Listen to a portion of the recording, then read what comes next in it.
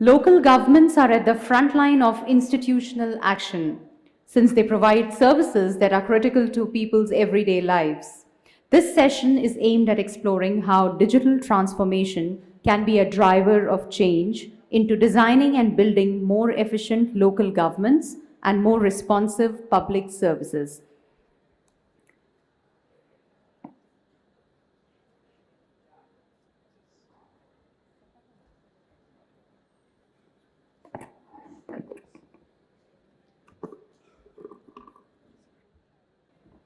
I would like to introduce our panelists for this session.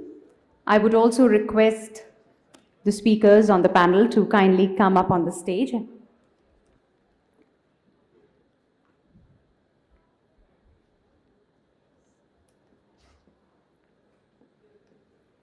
We have Mr. Amit Malik, who's the Managing Director, Public Sector, Cisco India. I would request you to please put your hands together for our panelists. We also have Mr. Sunil Dubey, who's the Advisor, Urban Innovation and Smart Cities, University of Sydney.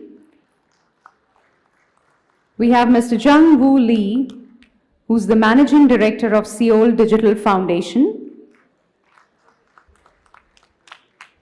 We have Mr. NSN Murthy, Partner and Leader, Smart Cities, PricewaterhouseCoopers.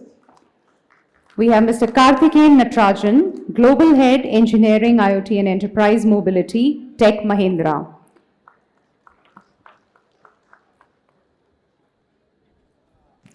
The session would be moderated by Mr. Sanjay Jaju, Department of Defense Production. He's the Joint Secretary for the Department of Defense Production, Government of India. So can we once again hear it for all these gentlemen up here on the stage?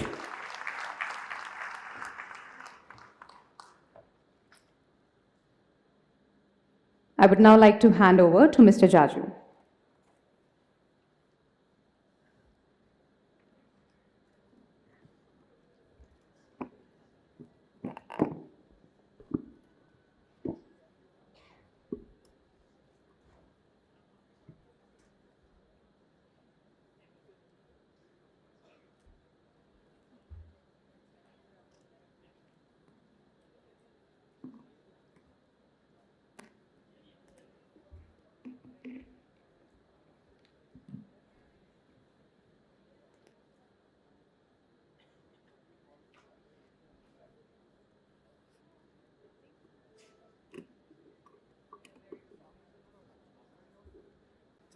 Okay.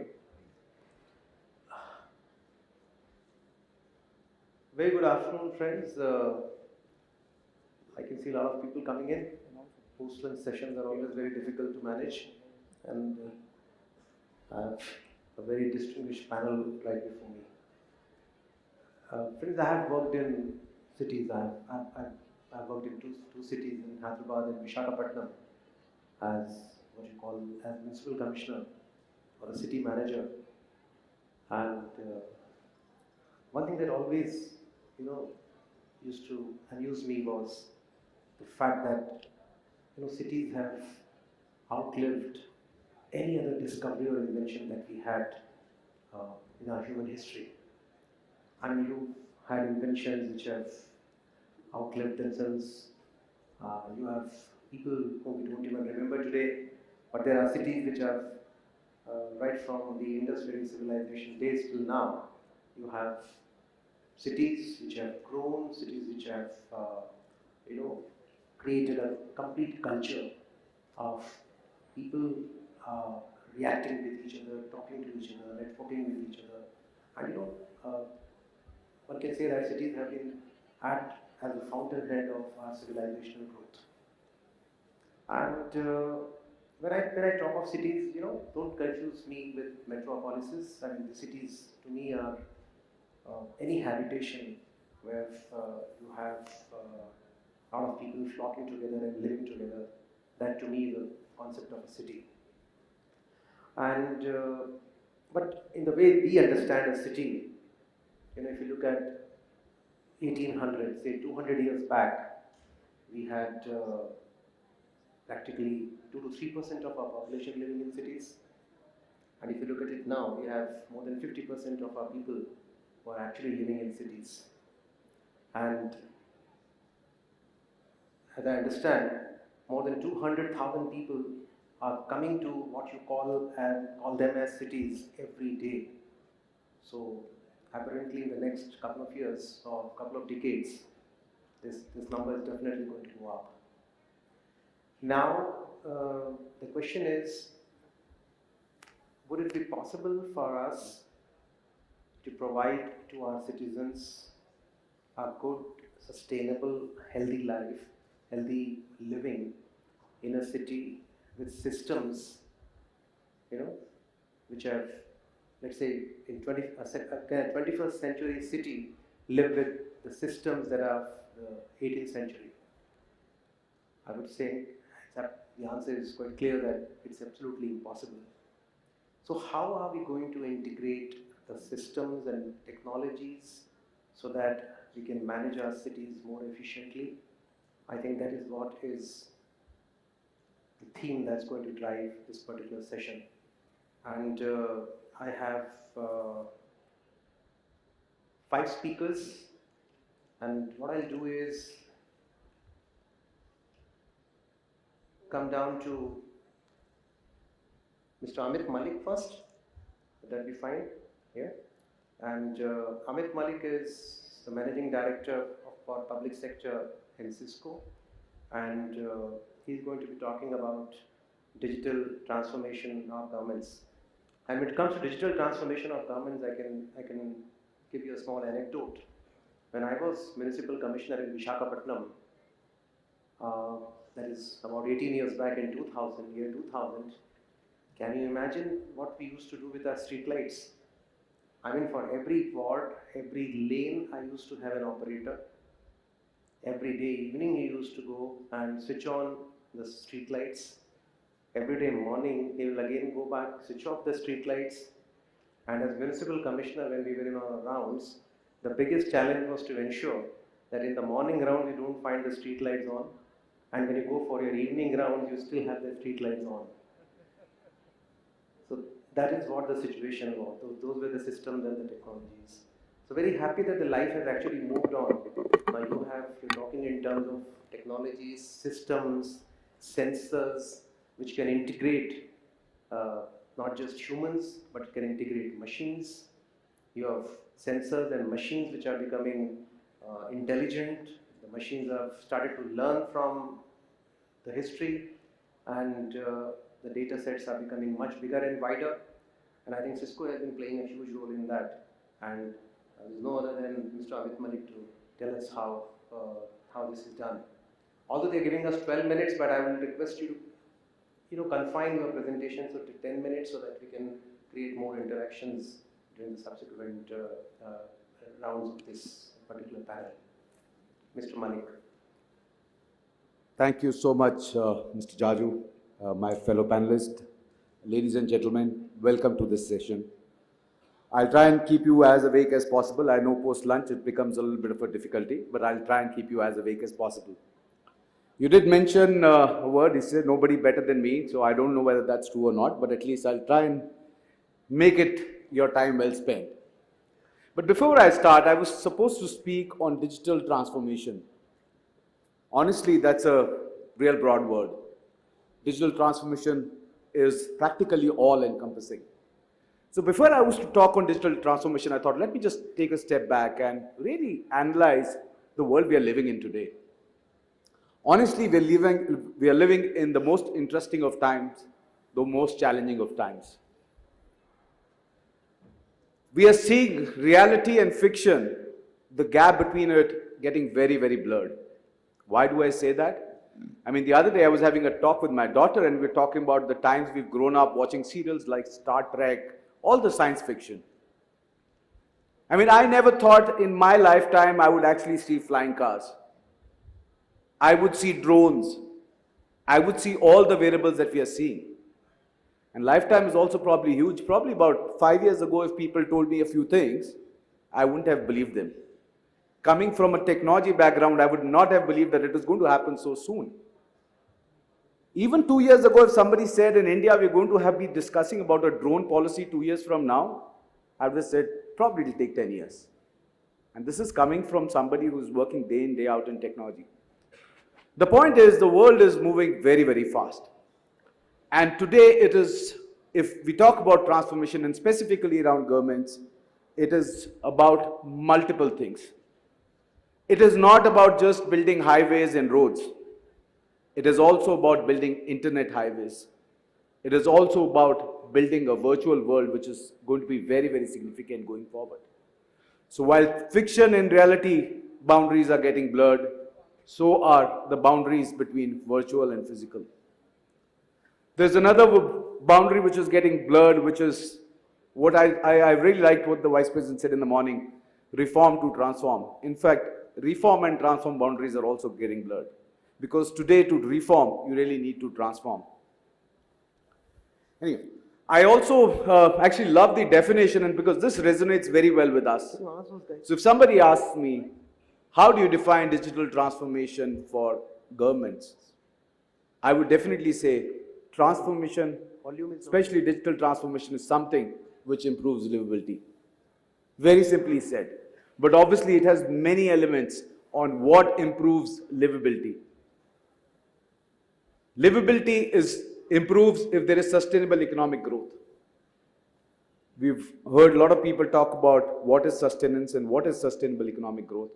And a lot of consultants have done this analysis across the globe, which talk about how digital transformation has a direct impact on GDP. At least a 1 to 3% of GDP growth is directly related to digital transformation. Cybersecurity is something which is becoming so critical now, which is not something which we talked about a decade ago.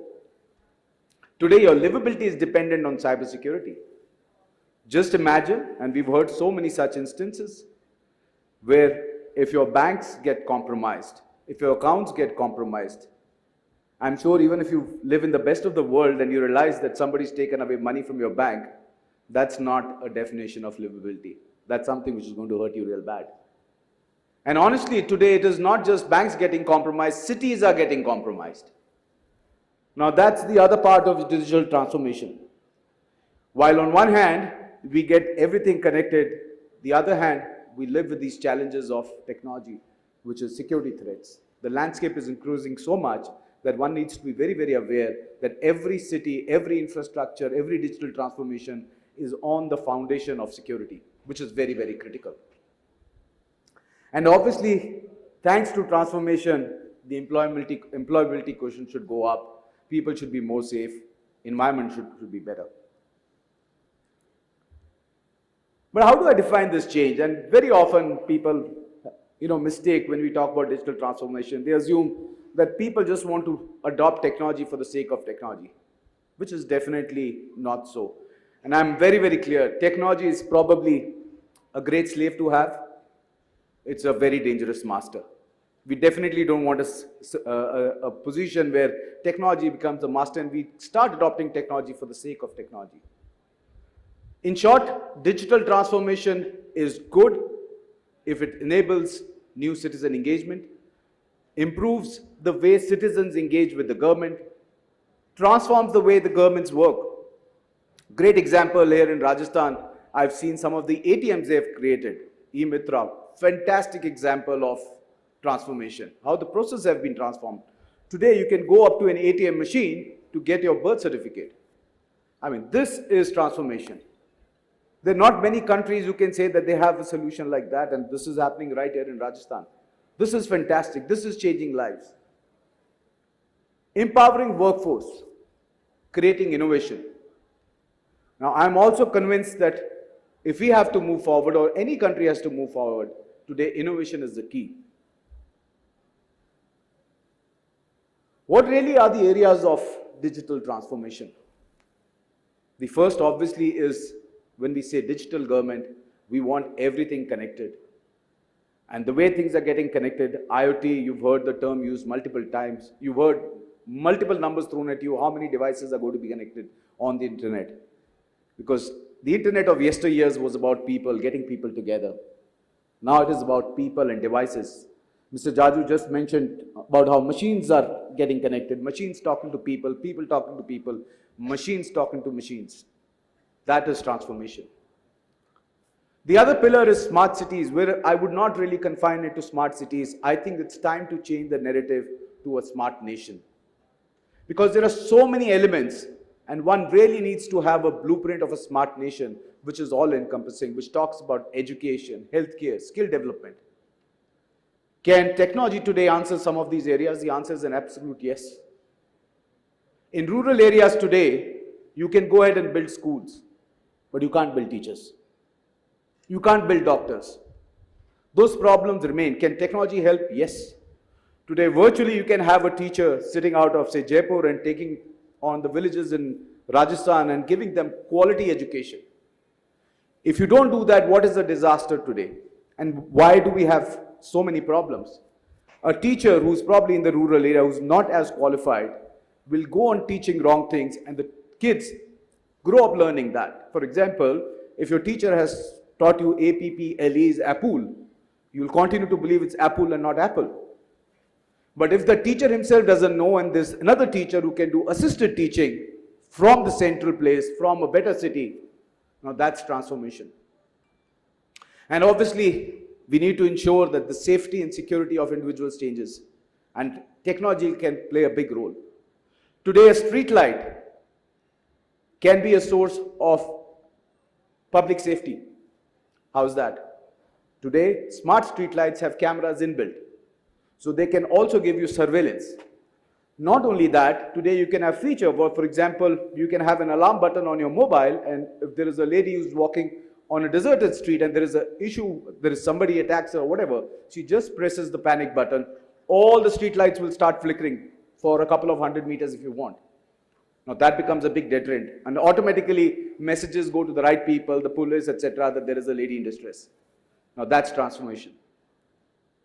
Cybersecurity I've already touched on, and I see in the interest of time, I'll move on a little bit faster.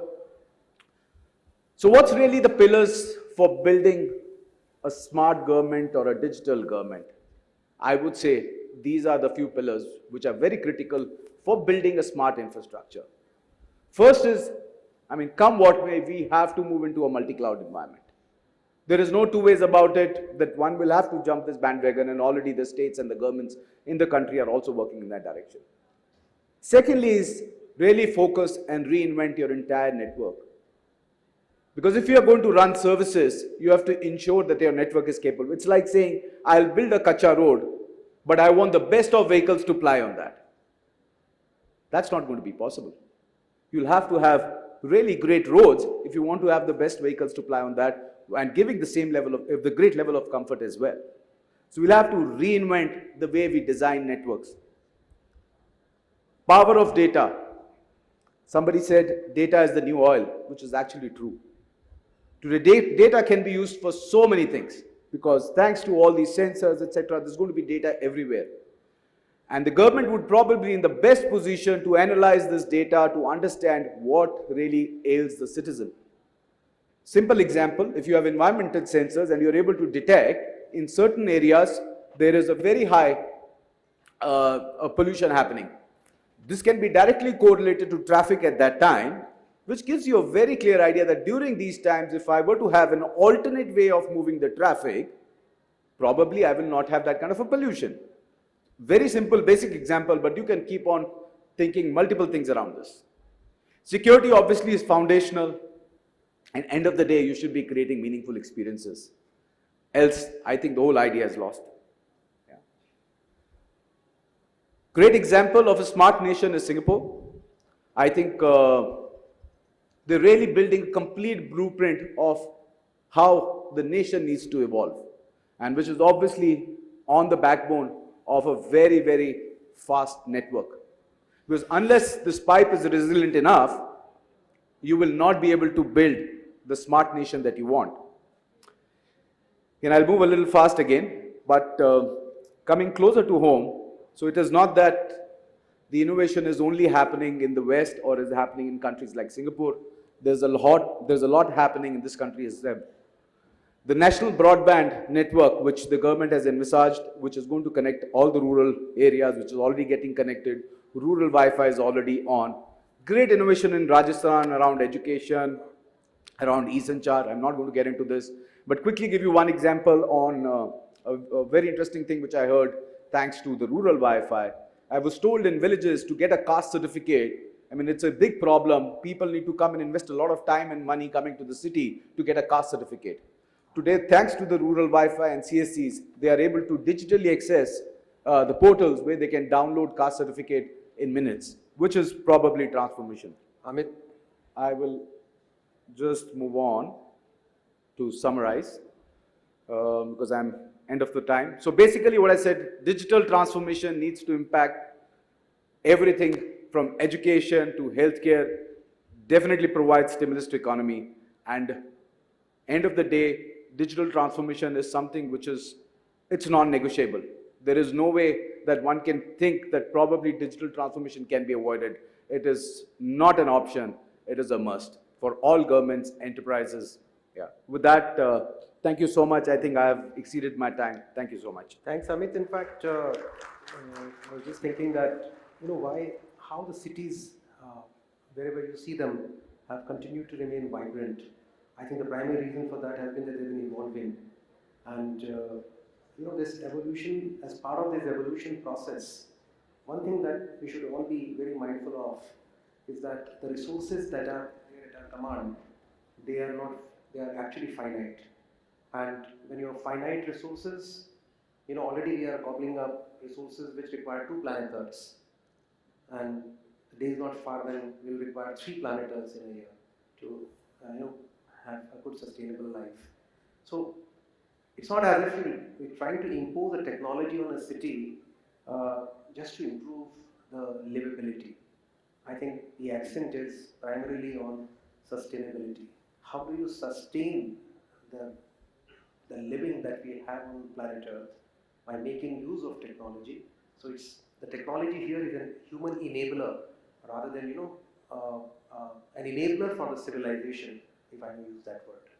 So to take this whole conversation forward, let me now request Mr. Sunil Dubey, and I will again request him from the University of Sydney, and I'll request him to give his perspective on governance, data, and local government, and again request him to confine to 10 minutes so that we can have a meaningful conversation.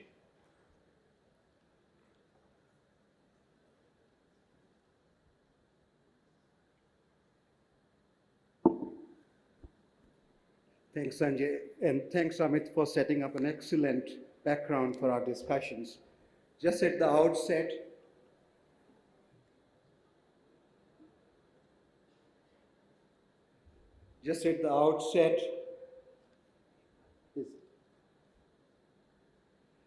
I come from Australia and I want to acknowledge the original owners of that land and pay my respect before this session.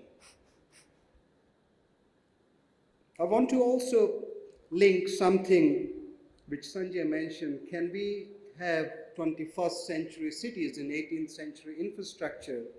And further looking at it, what Amit described, we are living in the most interesting time, but equally most challenging time. Let me take you to 800 to 900 AD during the dynasty of King Chanda.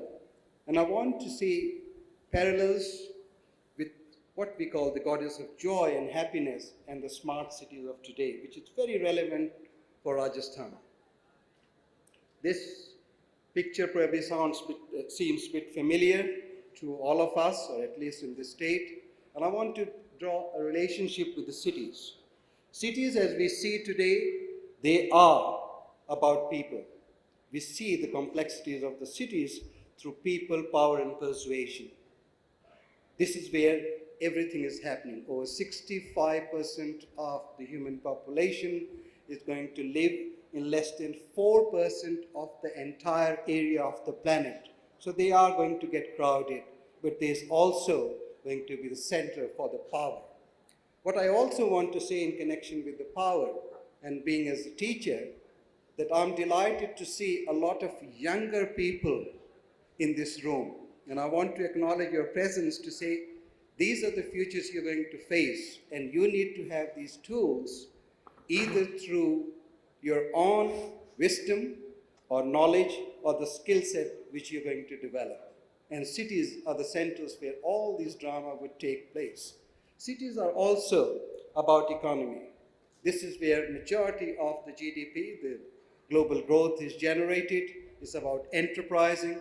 This is an image from Bangkok where you can very clearly see how people are using the river system for a great economic and enterprising.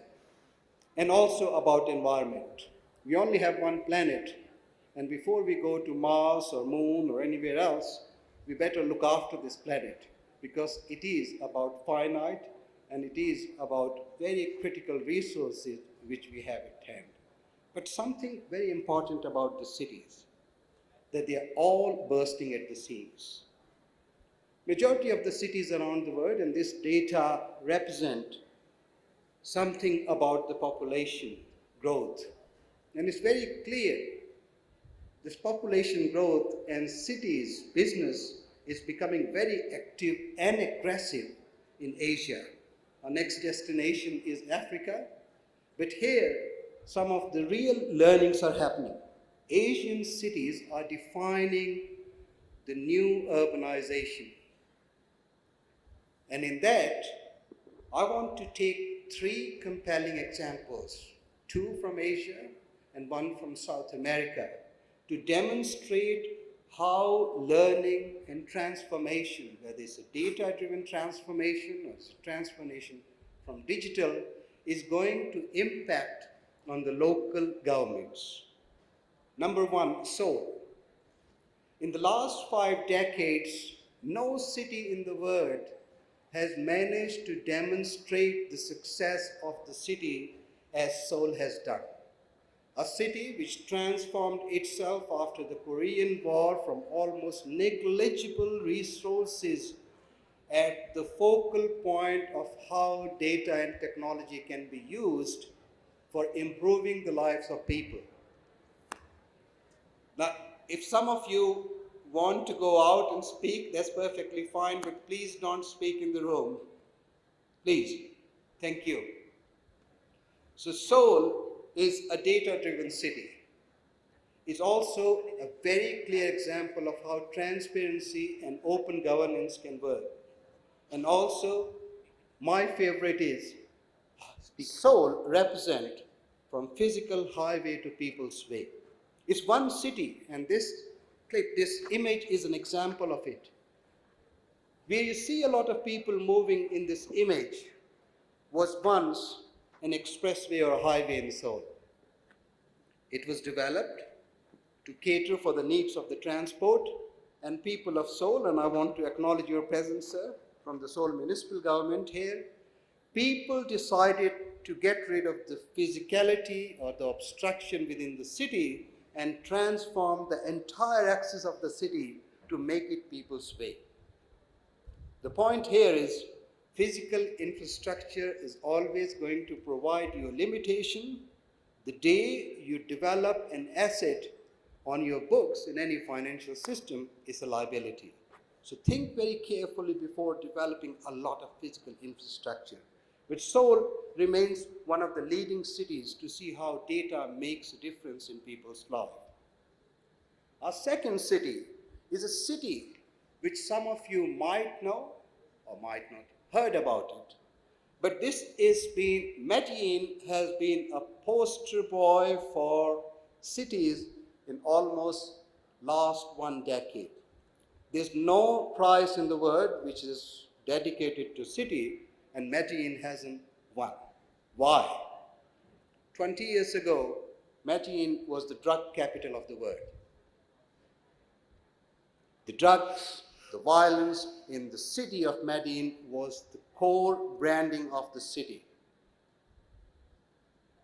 In last decade or so, the leadership, people, and a real shift in planning changed Medellin that today, from New York Times to every magazine, wants to give an example of Medellin. What has changed in Medellin is very simple.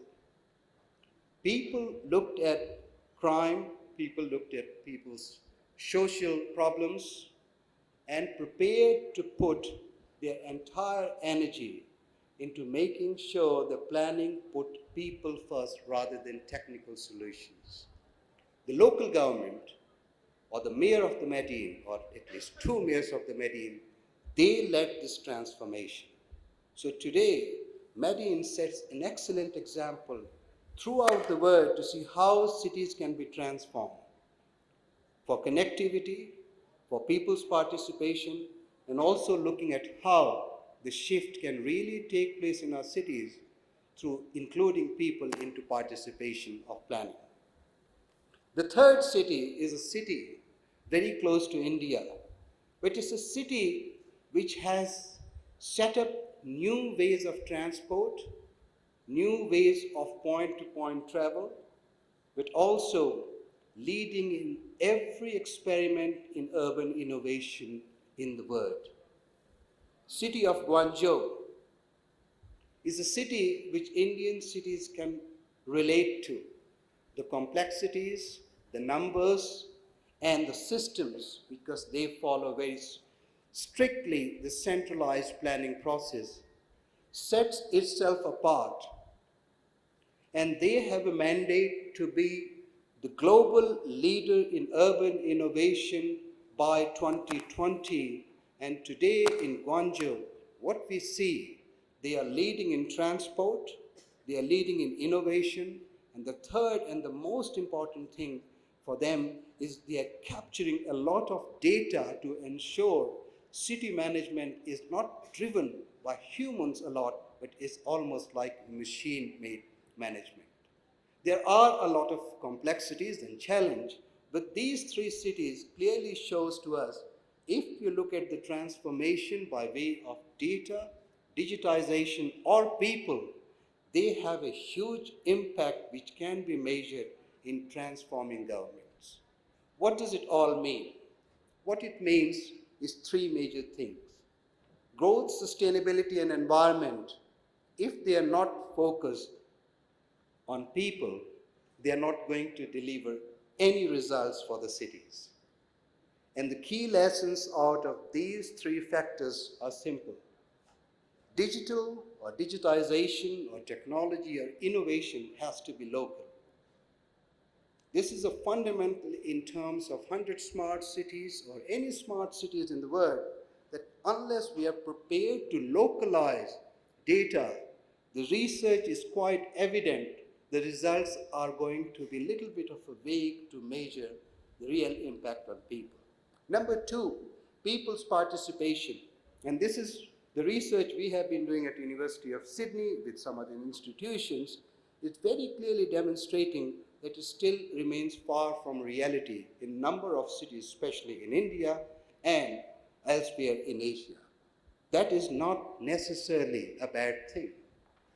In fact, it gives you an opportunity to make the difference and include people, as shown in Medellin's examples, that people can transform their own cities. The third and the most important, and as an academic, I take the liberty to constructively criticize the word data, that please understand data is not the decision. Data is not the excuse. Data is not just an evidence base in itself. All the data is providing it to us is a process, is an enabler to make things efficient for implementations. You still have to write your own narrative in cities. You still have to have a decision-making process as shown in Seoul, as shown in Guangzhou, that leadership is all about taking a lot of a quantum of data to make a narrative about your city or the decision. And in my paper in 2016 and 17, I spoke about something about intelligent cities or intelligent systems. And my proposition is simple in this. War denotes failure of intelligence. And I'm not referring it to the war in terms of the two countries or the two regions fighting. I'm referring it to the war. We often talk about war and poverty. We often talk about war and pollution. We often talk about war and environment. Every time we speak about war, we are challenging the intelligence. What the technology and the smart cities are providing to us is that intelligence. And we don't have to go for war. We don't have to go to the extreme conditions. I think the systems provide us a great opportunity today, and they give us a tool where cities and people can participate in managing their cities.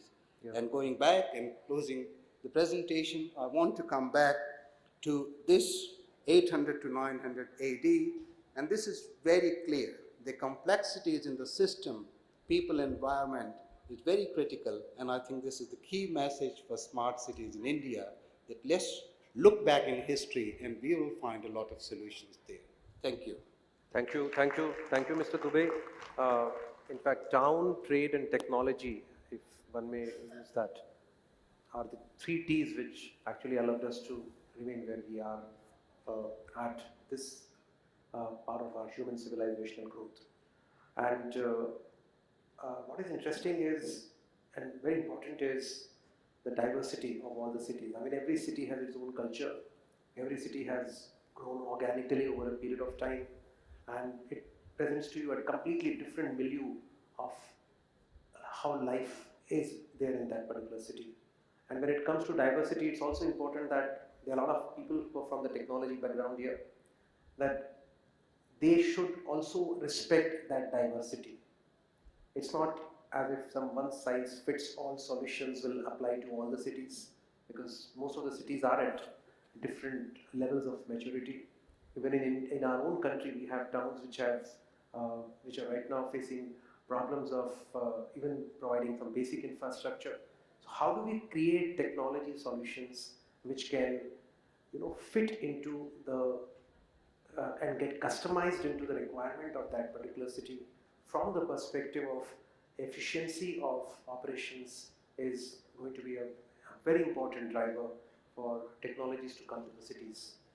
So coming to the international experience, already presented that South Korea has shown a remarkable turnaround in their performance in the Asian Games which were held recently, to the transformation of their cities, transformation of their trade, technology. And I would request Dr. Jung Woo Lee, who is the Managing Director of Seoul Digital Foundation, to give us a perspective on how this digital transformation could happen in Seoul, and can we derive some lessons from it. Again, please restrict yourself to the time limit that we have set for ourselves.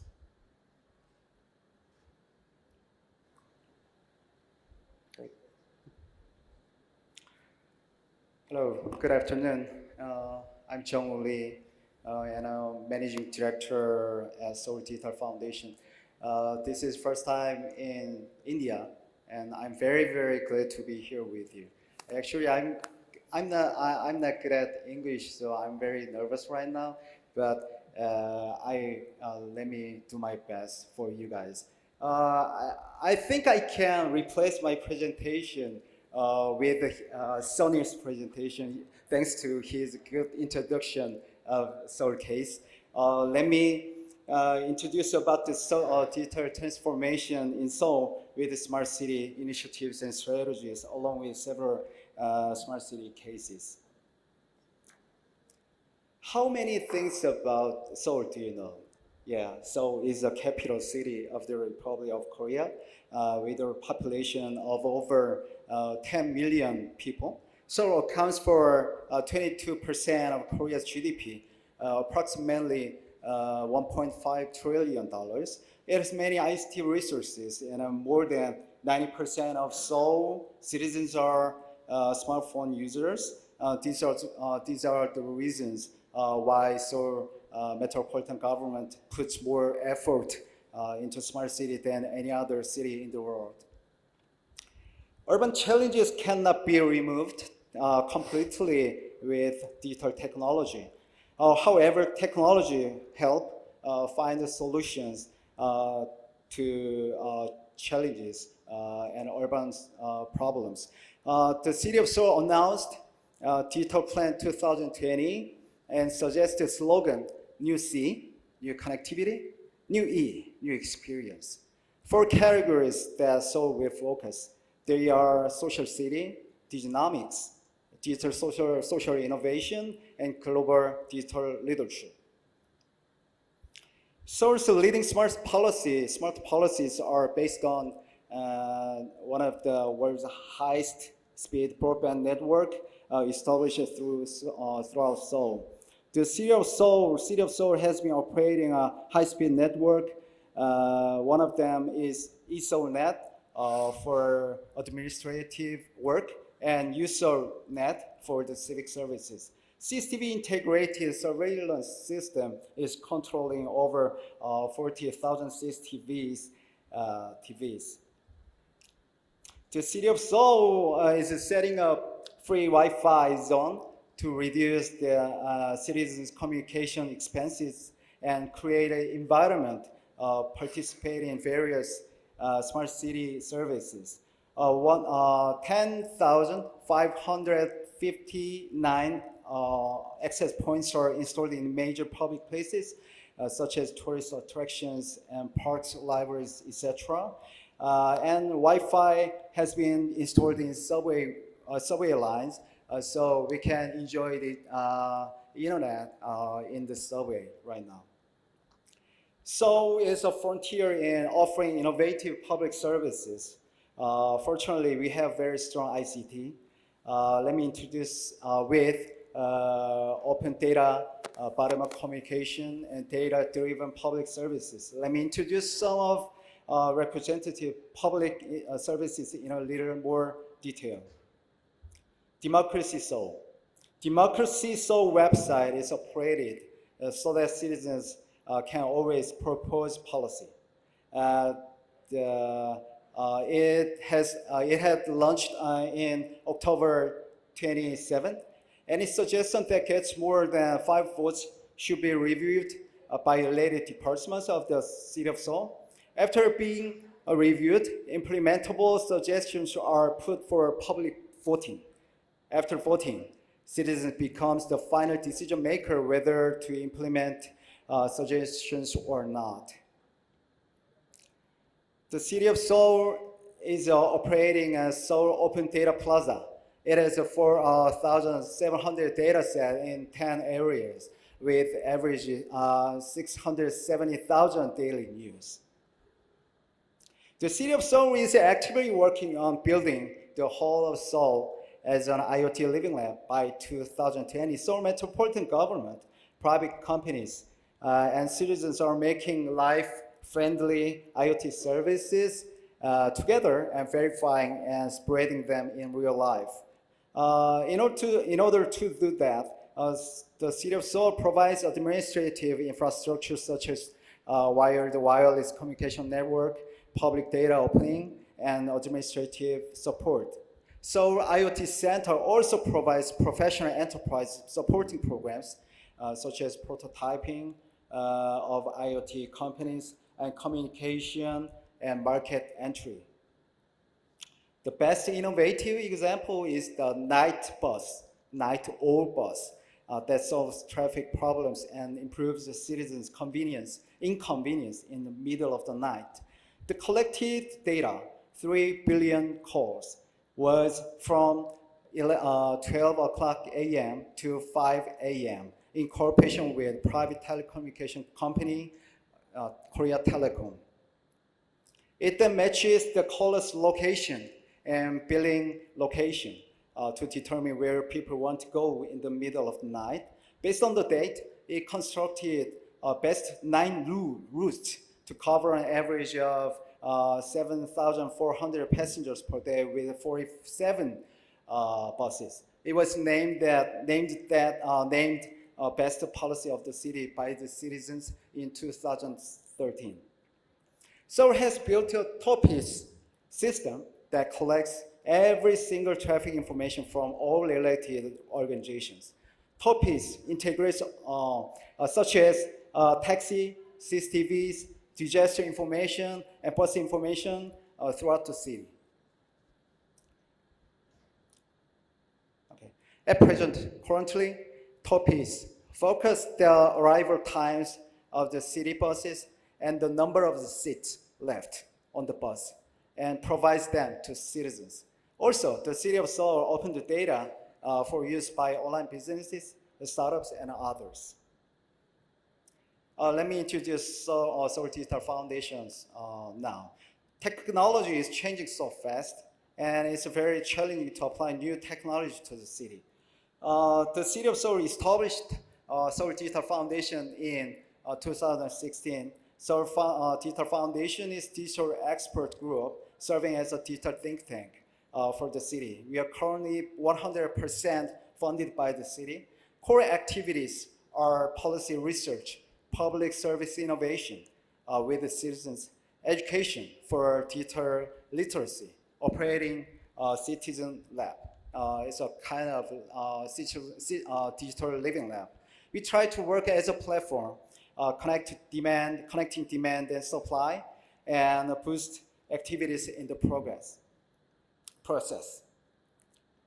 We conduct policy research to promote digital economy and digital urban innovation. Basically, we are a research platform finding out policy demand and connect research and implementation. We built a solid network with experts from industry, academia, domestic, and global. The City of Seoul is operating huge public services, as I said. They are transportation, environment, construction, water supplies. They need digital transformation, but they don't have idea why and how to do that. We also support them so they easily transform their services in the form of idea suggestion, consulting, partnership making with educating AI, big data for high-profile IT professionals. Also, we are operating Urban Data Science Lab, which is a joint effort between Seoul National University and Seoul Digital Foundation to seek solutions for Seouls. We are trying to build Korean-style living lab. Yeah, Korea is culturally different from Western countries, so we cannot apply EU model to us. We combine the bottom-up and top-down approach to promote the citizens' activities.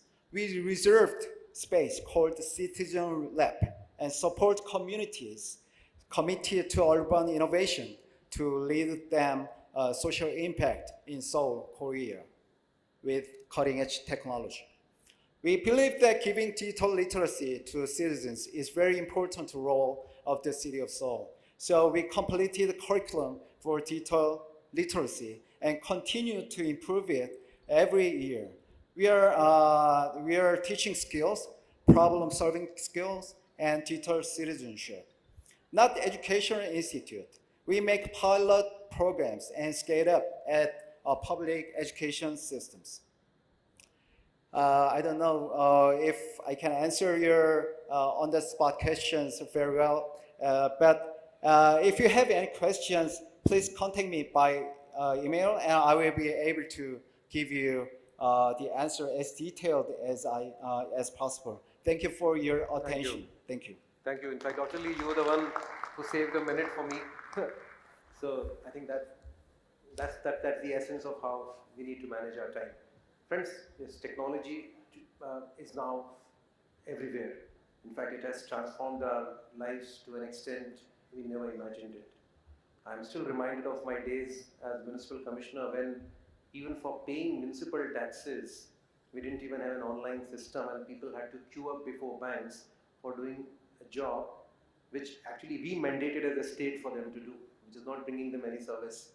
And when we look at technological solutions and the kind of things that are coming in, it's almost everywhere. Every sphere of our life, every sphere of our urban life is impactable now with the help of technology. And what we see in terms of the use of technology is only a tip of an iceberg. But it's also important that when we create such products, because a lot of technologists around here, You don't create these products from the supply side, they should be from the demand side, not what you intend to give to them. What is it that the citizens of that particular town require? It's also important that we not just focus our attention on products, we also focus our equal attention on the processes, how we involve them in the development of those products. So we have Mr. Enisan Murthy, who comes from PwC, and he's going to be presenting his ideas on Smart City 2.0, and I would again request him to confine himself into the time limits that we have. Mr. Murthy. Thank you. I'll definitely try to. So before I start the presentation, and the presentation is divided into 3 stories, and before a story starts, I want to talk about another story, but there's a small question in this. So let's take an example, and this is my favorite example. I think people who are in PwC would be fed up of this example from my side. I know my colleague is laughing on me. So just take an example of a newspaper article which says that a woman was harassed at night. Who's the one body which will be blamed for this? Police, right? But if you actually go into details of that, why the woman was harassed at night? Because she was walking on the road which had no street lights working. She was not walking on the road, but she was on the sidewalks because the road was under repair. She was actually unable to, why she was actually walking? Because the bus didn't come. The bus transportation was not working. And why the SOS didn't work? Because the SOS button needs to have a telecom operator behind it. Finally, if you actually put together all these components and think about it, the PWD, the Municipal Corporation, bus transport services, telecom operator, there's no police. Who is supposed to be blamed? So I'm not talking about who's going to improve the information or the structure of the entire cities. I'm only talking about, I think when we look at a problem, we are actually blinded by the magnitude of that and the kind of definition of that. It's primarily a symptom to some other problem. And that's what the whole discussion is all about in my presentation. This is not what India is right now doing, but India is aspiring to do it. While we as PwC, we work with almost more than 40 odd cities across India on the Smart Cities mission, or almost like 80 to 90 cities in India. This is something which we have tried to actually gather from various sources and try to put together a stuff. So we are looking at India as what is that the infrastructure and the technology investments will help India taking forward. That's the 2.0 part of it. We are going to learn, unlearn a lot of stuff. There's a lot of things that India needs to learn, but it also needs to unlearn a lot of stuff. So one of the unlearning part of it is I should not stand up when somebody is speaking. Okay, I should not walk out of the doors. So that's the basic courtesy. So I would like everyone to extend that to all the delegates who have come from outside of Jaipur and outside of India. That's point number 1.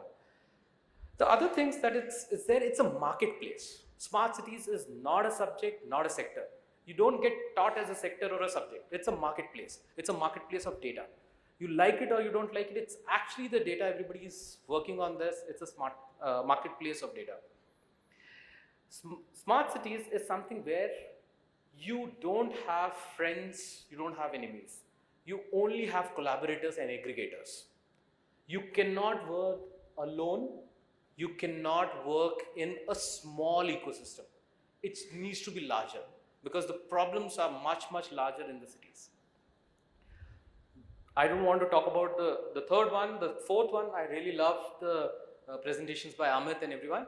But I really think that the technology and the smart cities are going to drive a different set of business models. That's what we are going to talk about.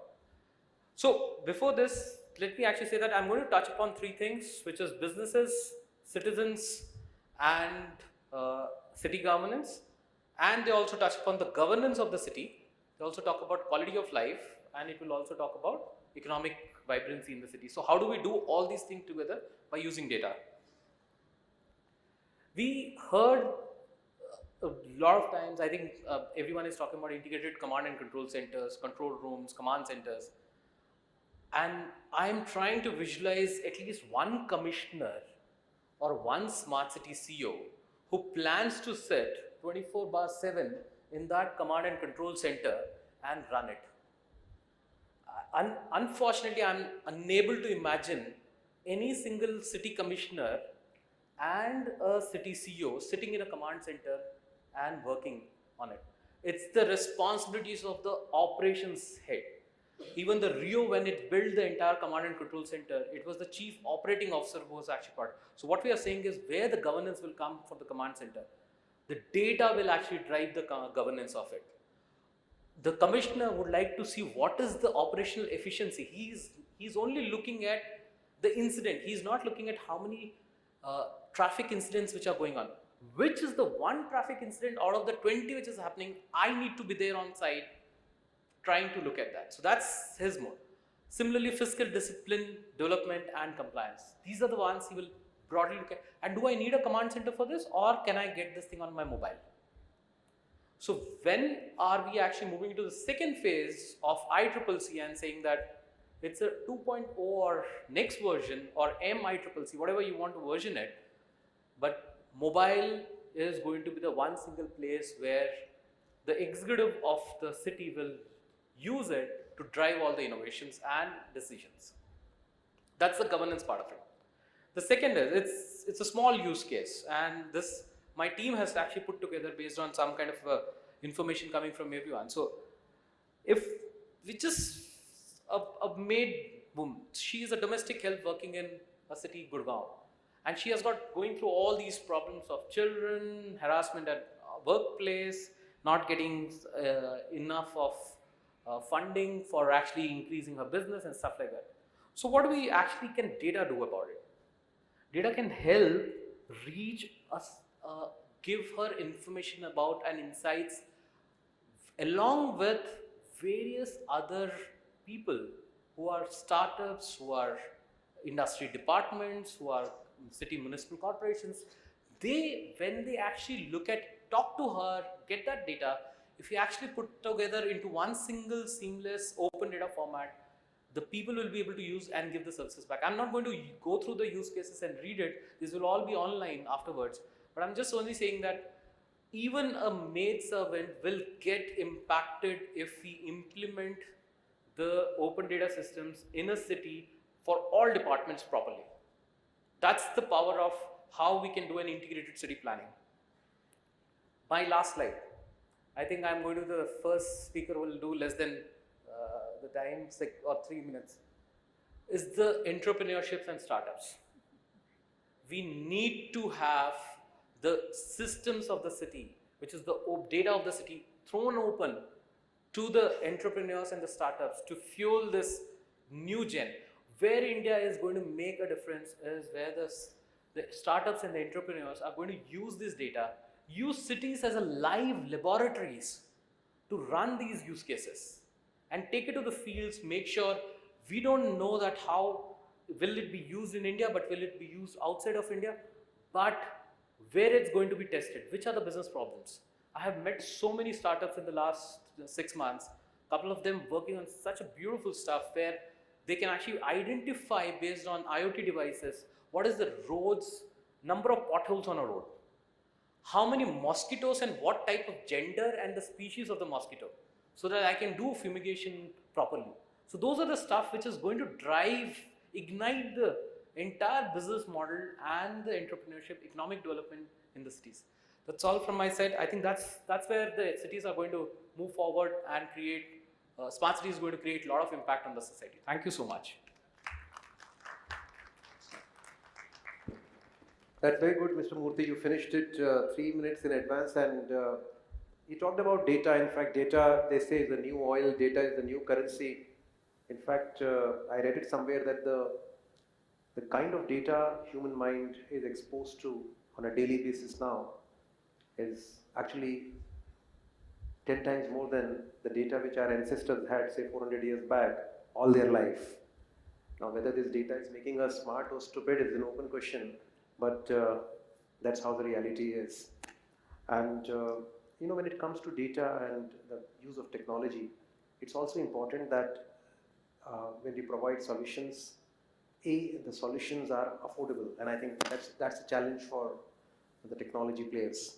And the second and the more important thing is, I don't know how we are going to take care of the obsolescence of the technology. Because if you're going to give us solutions which are going to last say for 5 years and then you make us do it all over again, I don't think that's going to serve the economies like ours. I think these are some of the challenges and the questions that possibly we need to look at, and maybe this conference and this panel would like to explore some of these points that I was trying to highlight. I'd now like to bring in the last panelist, Mr. Natarajan, belongs to Tech Mahindra, and he is going to talk to you about some of the use cases in smart waste management, emergency response systems, and in e-governance. Of course, again, with my experience, I can tell you that technology has a huge potential to transform city lives, and we can only hope that this potential is exploited in a positive manner and not imposed on cities in an inorganic fashion. Mr. Karthikeyan. All right, thanks Sanjay. Good afternoon everyone. I'm really happy to be here and share some of the insights of how did we help in some of the governments to be transformed leveraging the digital technologies. And before I start up my presentation, I represent Mahindra Group, which believes in the core purpose in one word called RISE, which is defined by accepting no limits, alternate thinking, and driving positive change in everything that we do around our communities. So this fits into the purpose that the group has started working for the last 70 years. And I'm happy to share 3 or 4 stories. When we really started working on transforming the governments, the first instance was when we started working with Singapore way back in 10 years. And the biggest change management the Singapore government has to do was to bring in close to 57 departments to agree on one common database. And this is something the change management took more than 18 months to get all of them to be on the same page and realize that what one database can do for them. So if you want to really look at onebap.sg, you will find that there are about 170 citizen services are offered online in one site. And this is something is the first venture that we started working on, digitizing the governments and enabling the citizens with services enabled through various government sources. So quick background on Tech Mahindra, which is a close to $5 billion company, and we are also recognized amongst the top 15 companies enabling the digital transformation worldwide by Forbes. And we are also one of the large system integrator. And we have done more than half a dozen cities in India and enabling them to be smart. And we also believe that when you talk about smart cities, it is about 3 pillars. 1, it has to be citizen-centric, and 2, it has to help for the municipal governments or the urban city planning to be enabled. And I've come across some of the global cities that we are working on where the traffic data is used to decide how to really set up the parking lots, because they realized that what is the kind of traffic that goes in and out, and where do they see the stagnation, and where do people stop more often, and how do you think the data could really start helping them to decide where to construct new parking lots. So I think data is going to be very important. Data has a very important role to play, as many of the other speakers talked about. And also the third important thing is about engaging the citizens in the process and making them to be part of the change. And whether it is about creating sustainable cities or creating safe cities, I think which is very, very important process. And we'll share some of the examples of what programs that we implemented and how did the citizen adopt to really start using them. So we also represent multiple entities as part of Mahindra Group, and the Life Spaces, which works on creating urban workspaces. They build world cities, and they've done about 3 of them. They're building 3 more. And Tech Mahindra, which is a technology and digital services company, and which focuses on implementing technologies for smart cities. And we also have Mahindra Defense and Electric. As a group, I think what I really want to bring out, we are committed to sustainability. So you will start seeing that whether it is in terms of electrification of cars or whether it is about urban living, and we definitely bring in the sustainability as a core theme across all the terrains of the group. And when you really start looking at smart cities in general, you will start seeing that there is a physical infrastructure part, which I talked about, how we have already enabled 3 world cities in India, and we're building 3 more. And when you also talk about on the institutional infrastructure, whether it is about smart governance, smart surveillance, and command center, and we already set up about 3 of this for 3 cities in India, and also trying to integrate with the economic infrastructure, whether it is smart warehouse and logistics, and also with the social infrastructure. The key points I want to really talk about, how is the technologies enabling them, whether it is about IoT, whether it is about mobility and artificial intelligence and blockchain. And the latest announcement that we made is to work closely with the Telangana government in trying to really digitize the land records, which is one of the most difficult tasks, which may take another 1 decade for this to get complete, but how to use blockchain technologies to really digitizing the land records. So these are some of the examples how the technologies are being brought in for a smart governance or e-governance. And taking this story forward, I just want to talk about a few of these examples and how each of them have really transformed the communities that we live in. And UP Dial 100, which is implemented about 18 months ago, I'll have a video to play, I'll just keep it brief. And this is something which covers about 220 million population of state of Uttar Pradesh, and one number that helps citizens to get help and from police. And if it is within urban locations, within 15 minutes, and the rural locations, within 20 minutes, the help is being provided. The interesting statistics as far as the UP Dial 100 is concerned, that it covers more than 700 towns and cities, and about 100,000 villages, and about 1,500 police stations, and more than 2 million geotagged locations. So which means people can recognize to the accuracy of plus minus 10 meters by the time somebody calls the call center. And we have saved more than 1,000 lives as part of what we have done in UP Dial 100. The second one I want to touch upon is about the Municipal Corporation of Delhi. So we have implemented the e-governance program and integrating 80 plus departments, and also 100% of the services are delivered through the e-governance portal.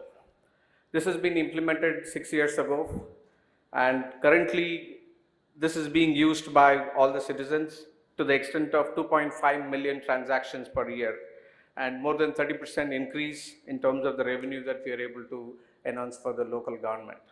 And this is another massive program with 25 million population, which is one of the largest programs in the world that we implemented. The third one that I want to highlight is about the Jabalpur Smart City, where we have implemented the waste management. The interesting concept is this covers about 270,000 households. It doesn't stop at the bins, it goes to the household level. And this is again probably one of the largest waste management implementation in the world.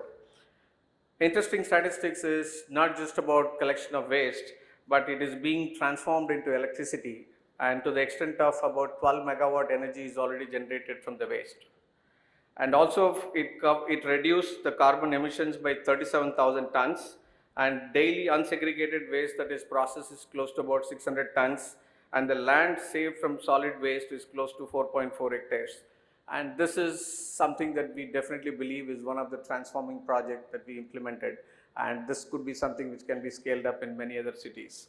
And with that, Adolf, I'll probably just play a quick video which talks about what we have done on UP Dial 100 with customers who are experiencing the services that are being provided by us. We also taken some of our initiatives worldwide and beyond India to Middle East and South Asia, as well as with the Latin American countries. Can I have the video, please?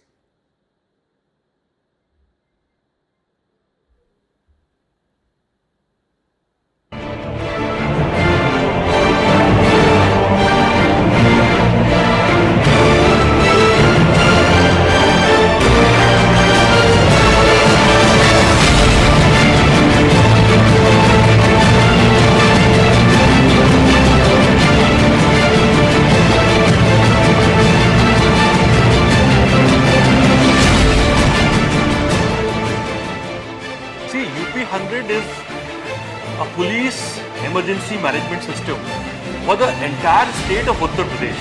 This is the world's largest public safety answering point in the entire world. We are working 24/7, 365 days.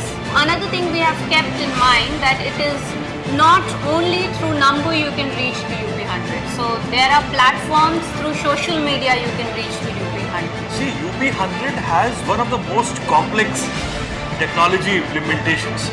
We have a huge GIS map, digital map of the entire state of UP. We also have a detailed business intelligence and dashboards for regular day-to-day monitoring. Any caller who calls, most of the times we are able to get the exact location of the person wherever he is calling from. Now, all these components of the various applications that we have, they all have to fit together and work in a seamless manner. It's a very, very complex technology implementation that we are actually very proud of. We wanted the public interface to be managed by somebody who is not a police officer. As a basic concept of design, we thought that we will have an all-woman call center working round the clock, which will take public calls. When we partnered with Tech Mahindra, we are actually extremely happy with the way these people are handling our calls. समाज में जो भी लोग बहुत परेशान हैं, उनकी परेशानी को हम समझते हुए, संयम से काम करते हुए उन तक मदद पहुंचाते हैं, उनकी सेवा करते हैं और यही एक चीज़ है जो हमें हर दिन काम करने के लिए दुगनी मेहनत के साथ प्रोत्साहित करती है। See, women are more empathetic to the person who is in distress. If somebody is trying to commit suicide, if a lady talks to him or her, there is a higher chance of that person listening to her. They are saving so many lives every day. This is possible because of women here. मुझे यूपी100 में काम करके बहुत अच्छा feel होता है क्योंकि यहाँ पे जो भी कॉल्स हमारे पास आ रही हैं ज़रूरतमंद लोगों की, हम उनकी पूरी सहायता कर पाते हैं। And 80% citizens are saying yes, we are very happy the way police help. We are becoming the voice and the face of the UP police. We understand it's a huge responsibility, and I'm proud to say that the kind of services we are offering to citizens in the distress, we're changing the game completely. This is a great feeling. It's self-satisfying. We are all driven by this feeling that if I can be of use to somebody, probably my life is good. The way this project has been completed in record time shows the commitment and dedication not only of Mahindra Defence Team but also of the UP government, its various departments and UP Police, which together made it possible. I would like to wish the citizens of UP, the government of UP and UP Police all the best in the times ahead.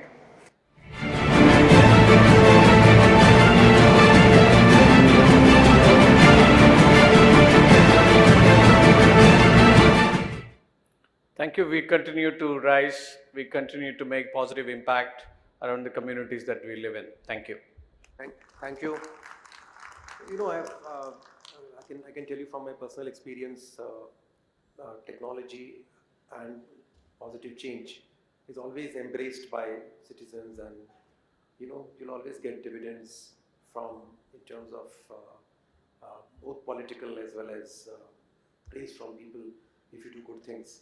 A small example of solid waste management, I'm talking about year 2000, 2001. You know, we had these garbage trucks which were collecting solid waste from localities, and every month you will get a standard bill from these contractors, while citizens would complain that their solid waste is not getting lifted. So, you know, a very small solution, of a small technology solution was implemented by us way back in Vizag that time. We just put some weighbridge at the landfill points. The moment the truck used to enter, there was a weighbridge which used to measure the total tons that this particular truck was bringing in. And that measurement was recorded by a small computer that we had at the station. And we used to post that on our websites. And so every day we used to have the information pertaining to each one of the wards that we had and how much of garbage was picked up from those localities. And a bit of a use of a technology to provide transparency of information actually, you know, not just created transparency in terms of how the bills were raised, but it also helped us actually keep the city clean and, you know, provide satisfaction to people. Technology has now advanced. You have communication systems have improved. And I think it's no exaggeration to say that we are looking at a world which is going to get completely transformed by technology and technological developments.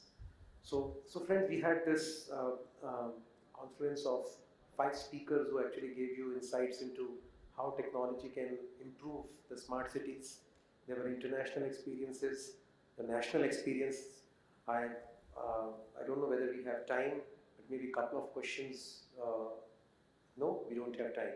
I think we've all overshot our times, so we don't have time. And the only takeaway from my perspective is, and I hope that it's true for all of you as well, is that a smart city solution would have to bring in sustainability, which was brought out in one of the presentations. Very important that what we do allows us to take these cities beyond us. Second was with respect to efficiency, how it improves the efficiency of operations that we do in the cities. And the third and the most important one is whether it improves our livability. And I hope on this note we end this panel, and I would like to thank all the members of the panelists who gave wonderful insights and all of you kept the time limit that we had. So once again, my appreciation to all the panelists, and I'm sure all the presentations will be available online for you to have look into them if you were not able to get enough insights into what they wanted to present to you. Thank you very much.